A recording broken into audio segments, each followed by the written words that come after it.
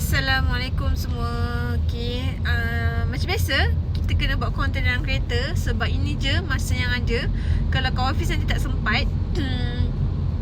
Baru-baru ni ada yang mesej saya nak sewa kereta Azia tau, tapi dia ada isu untuk sampai ke rumah saya. Macam Grab tak sampai kat rumah dia untuk datang ke rumah saya. Ada jiran pun, jiran tak boleh nak tolong hantar kan. Tak tahulah apa isu. Then lastly saya macam, dia ni serius ke tak serius kan? Asyik hari ni nak kata nak sewa, lepas tu tak jadi, ada isu transportation datang ke rumah saya esok pula. Lepas tu bila dia kata dah siap ni kan, dah ready, lepas tu tiba-tiba diam. Saya tak tahulah apa masalah customer tu. Dia dah pernah sewa kereta dengan saya, tapi saya doakan semua urusan dia dipermudahkan lah. Kita tak tahu apa yang berlaku. Dan dia pun tak cakap dia cancel ke sebab apa. Biasanya dia akan cakap dengan saya dia cancel kalau tak dapat sampai ke rumah. Dan minggu ni saya agak sibuk.